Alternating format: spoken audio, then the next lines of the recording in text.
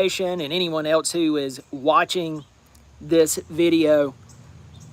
This morning, I was looking through Clemson football. Just kind of recapping last night, seeing if there was any feedback, maybe something that had been said that maybe I would find amusing. And I ran across this article from someone who writes for a local newspaper here in the upstate of South Carolina. And the article focused on how Clemson cannot beat an SEC team. That in recent past, Clemson couldn't beat and can't beat an SEC team. Now listen, I know for us Clemson fans, we're all irritated this morning, and we should be. The offensive scheme was not creative, and we just plain and simple got out coached last night. Defensively, we didn't.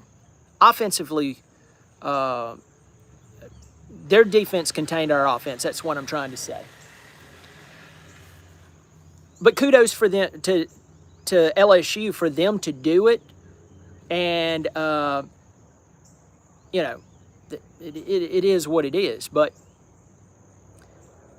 the truth is, Clemson not only has not been able to beat an SEC team in a while, a worthwhile SEC team, they've also struggled with teams in the top 10. Let me rephrase that word struggle. They've lost to 10 teams in the top 10. And oddly enough, as I'm talking, I just got a notification on my phone advertising the article that I read that I started this video. It started talking about it on this video. So here's the thing that I like to say. I teach this to my sons. I talk about it openly. I even talk about it and apply this principle to myself. If someone says something about you that you don't like, always stop and ask yourself, even if you can't stand the person who criticized you, even if you have little respect for them, even if they criticize you in a way that was wrong, is there any truth to what they're saying? Now, most people won't do this because most people could care less about the truth. We wrap ourselves up in our emotions. We wrap ourselves up in if we pull for a football team, we really don't want to hear logic, though if you apply logic, last night wouldn't have happened. If you apply logic and you look at a team like LSU that brought in a lot of players from the transfer portal, they recruit well. LSU's never really had a problem in the past 25 years with talent. You know that they're going to bring the house. They're not going to allow Cade to stand back there and set up a tent in a small campground. They're not. They're going to bring the heat because that's what they're supposed to do. And you have to know that's coming. Logic says you have to ask yourself, was that logical to just, let me say this. Is it logical that the argument that Clemson cannot beat a top 10 football team? And the answer is no, they can't. They have been, Tom Allen didn't get out-coached last night. Tom Allen, that was his first game. I wasn't thrilled with a few calls.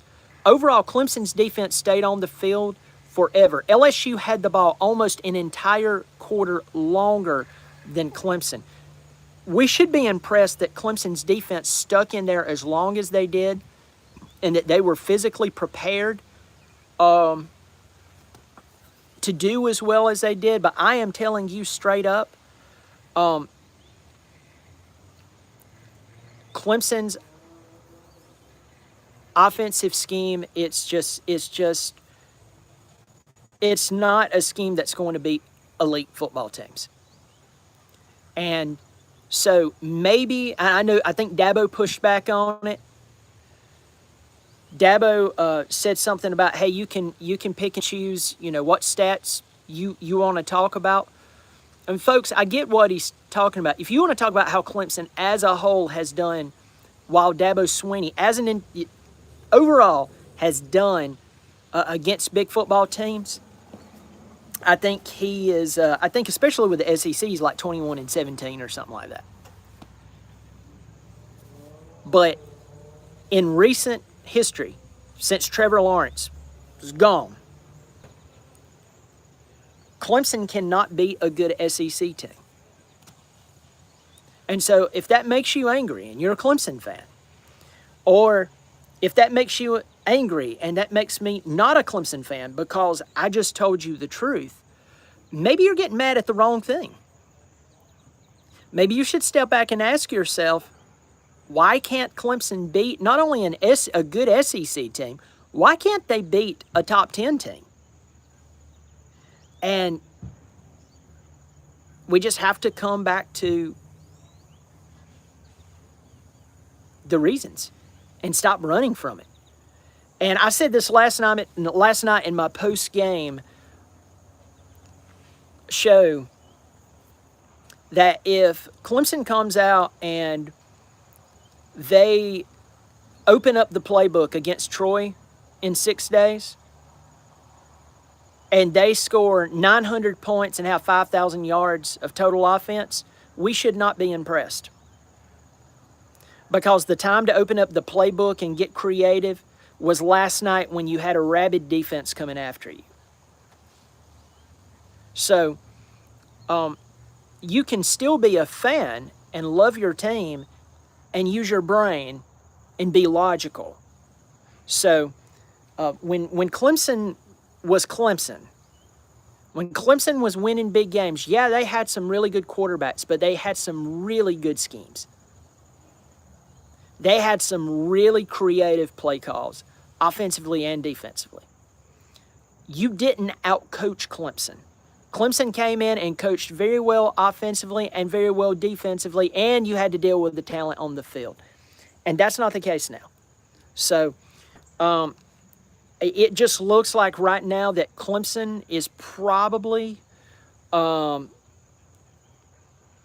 think that Clemson is a good football team, but Clemson is not an elite football team, and there's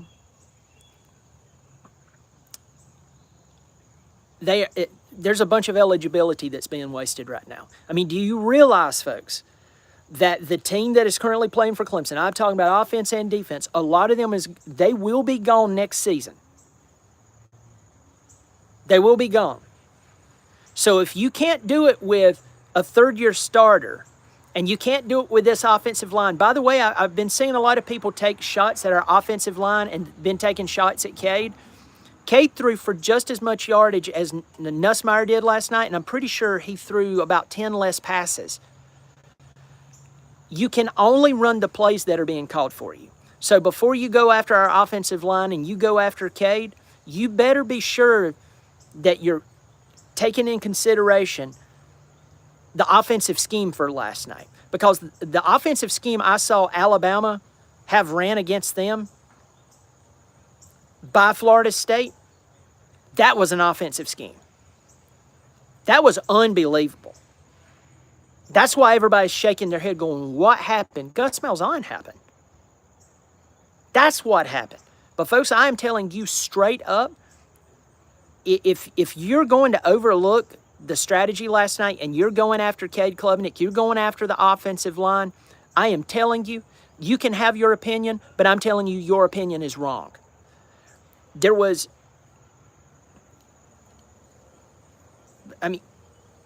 If you can't do it with this team, and I'm not saying win a national championship, I'm saying win last night. If you can't do it with this team, you definitely won't do it with next year's team, because a lot of them are going to be gone. Next up, games against Georgia Tech. Even before last night, I said Georgia Tech's going to be a tough game. It's going to be in Atlanta. And I said that was going to be a tough game. Georgia Tech may very well beat Clemson. Got a bunch of people in here. Got Austin Garrett, got Noah, got Reggie Grant, Marcos Ortiz. Got Realistic One. We got Els King. We've got Charles Johnson. We have Tommy Hancock. Shane Whited behind you. It's good to see all in here. Hey, listen, folks. It's the last day to enter the giveaway. It's below this video. It's for $17.90 knife and tool. And here's the rules. You can read the rules below. There's a plane flying over me right now. But the rules are as follows. Fill out the form below. Now don't put, if you paste this in the chat or my comments, you're not entered in the giveaway. Go to the link below this video, go to that form and give me content ideas for the channel. If I choose one of your ideas, I'll pick first, second, and third place. On top of that, these custom knives are officially licensed. So if you want a Clemson knife, they're incredible. Use the code DABO5, copy and paste it from the link below, and it'll give you 5% off, free shipping, and you'll be automatically entered in the contest as well. But anyway, this is the last day to enter it. Bill Mooney has a really good thing going on there in Pendleton, and it's nice to support local businesses. So this is the last day. Also, if you like what I'm doing, hope you'll subscribe. I'm getting closer to 8,000 subscribers. That's really, really cool. My channel just turned 3, so that's cool. YouTube's way different than what it was 15 years ago, where you could hop on here and all of a sudden you had 50,000 subscribers. It's not that way anymore. It's a lot more competitive. So I'm really thankful for the subscribers I have and that a bunch of you show up here week in and week out, even in the off season. So hope you'll pass it along. Last but not least, and then I'm going to talk more about Clemson. I did start another channel. It's called Another College Football Podcast. I talk about college football as a whole. So I predicted that Colorado would lose. I predicted that Tennessee would win. I had questions about some mistakes at quarterback there. Go check that out. I had a reaction. Well, it was just at halftime, but I talked about Florida State and Alabama. So if you like that sort of thing, I hope you'll subscribe. It is free. Remember, subscribing is free. It's the easiest way to support the channel, and I do appreciate it. Let's go back to this. I'm not just going to keep beating a dead horse, but I just want to tell everyone who will listen that Clemson's season is not over. But after we saw last night, you knew. This is 3 years in a row we've lost an opener now. 3 years in a row. And 4 out of the past 5 years, we've lost the opener. And here's some common excuses I hear in defense of why we're losing. Well, it's our first game. Folks, the other team, it's their first game as well.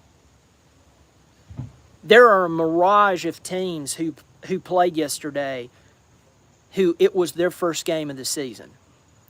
So I think that you can't have your cake and eat it too.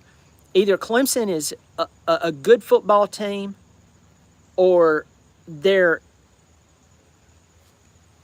average, and the only time that they're going to win and impose their will is if they're playing someone below them. But once you get into an elite game, or you get into a game where someone will bring some good athletes to the table and some good coaches and they lose, you can't claim to be a top-tier football team. I'm sorry. You can, but you're lying to yourself. And so I'm just sitting here looking at this football team, and it really bothers me because I think that Clemson definitely, with the right offensive game plan, would have won last night. I truly believe they would have won the game. And I'm going to tell you this. I think LSU is solid. But don't be shocked if LSU loses 2 or 3 ball games in SEC play. Don't be shocked. And then you're going to be turning around looking at this LSU Clemson going, well, why couldn't we have done that? Yeah, that's a very good question. Keep that in the back of your mind. Let's go over some duh statements too. You can still be a fan and have hope for the season and still point out the truth that happened last night. You can also now be worried that Clemson could lose to Louisville. That's not a trap game. They came into your house last year and beat you at night. The first time Clemson lost at night at home since 2013. And then last night Clemson lost at home at night. Things that were uncommon for Clemson is now becoming common again. There's no big deal. And so that's something that should concern a bunch of Clemson fans if you really care about the team. Now, if you're just like, I go because someone at work gives me tickets and I go in and, I know the Tiger Rag and I know when to hold my hand up when we're singing the alma mater. That's fantastic. But at the end of the day, you really don't give a rat's rear end about Clemson football as a whole. This is not for you, but for people who truly love Clemson football, you should be bothered right now. You should be bothered right now because Louisville's coming. And in fact, we go up there on a Friday night. Florida State, if they lined up and played Clemson yesterday, they would have beat them. They would have beat them. I mentioned Georgia Tech in a couple of weeks. That's going to be a tough ball game. South Carolina's going to be they're kicking off right now. South Carolina's kicking off here in the next few minutes. They lost a lot on defense. We'll see how they fare. I fully expect them to beat Virginia Tech. We'll see how they fare as the season goes on. But I see definitely South Carolina being the favorite in this game with Clemson. And in the preseason, I had people hit me up and they were like, man, you seem awfully high on Clemson. You're kind of changing your tune. And I came back to this, and I said this over and over. You can go watch my videos, and you can see the look on my face when I said it. I said, I am high on Clemson because of the pieces they return. But if Clemson ends up losing 3 ball games this year in the regular season, it's a catastrophic failure. And I will be agitated. And folks, I also said all the way in the pregame yesterday, and my preview of this game, and videos leading up to this point. I was on TJ's show over at the College Football Addiction. Go check that out. I was on the College Huddle. Go check that out. And I told them, I said, if we come out conservative on the offensive side of the football, and we stay that way, we will lose this ball game. I called it. And so I think that anyone who is anyone that cares about Clemson, we should be asking ourselves this question. Do we care that eligibility is being wasted across the board? And I'll leave that at that. Again, to the comment section here, I'm not going to be able to answer everything. Jeff Against the Machine, good to see you in here. Roll the dice, underprepared, play calling. Cade was pressured every play, the little time he had it. And I thought when Adam Randall touched the ball, it was positive yards after contact. Let me see. We all want Garrett to be good, but let's call a spade a spade. Let's see. Tommy Hancock in here. No Antonio Williams arguably was the reason we lost the game.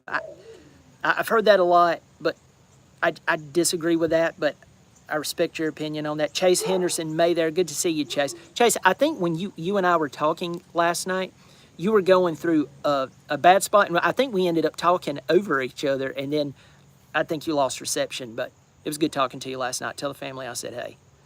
Jared's in here. Noah said, I think we can say the defense is elite or at least performed at an elite level. Tight ends too. Maybe the receivers are elite. Everything else not elite. QBOL, running back, play calling.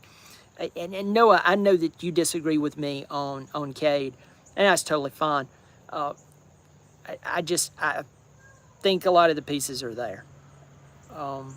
Could be wrong. Wouldn't be the first time. Would not be the first time. And I'm going to tell you this. When LSU loses a few games this year, maybe even 3 in the regular season, people are going to be sitting there, especially in Clemson, South Carolina, scratching their head going, how did that happen? Just watch how it happens, because it's going to happen. LSU's a good football team. I was not blown away last night. I really wasn't. And for me to say that, that means that I wasn't blown away by a team that beat my team. Yeah, I realize what I'm saying. I realize exactly what I'm saying. Well, folks, I'm going to head out. I'm going to go watch this South Carolina-Virginia Tech game, see how it goes, see what South Carolina has, what their answer specifically is on the defense, because they lost a lot of starters from last year. South Carolina fans seem to think that doesn't matter, so we'll see. We'll see. Hey, if you like what I'm doing, I hope you'll subscribe. Don't forget the giveaway. This is the last day. The link is below. All right, go check it out. Go into that link. Also, I hope you'll subscribe. It is free. Y'all take care of yourself. I'm on my phone. I'm going to try to, I think you just hit this button and it's over. Y'all take care of yourself. And as always,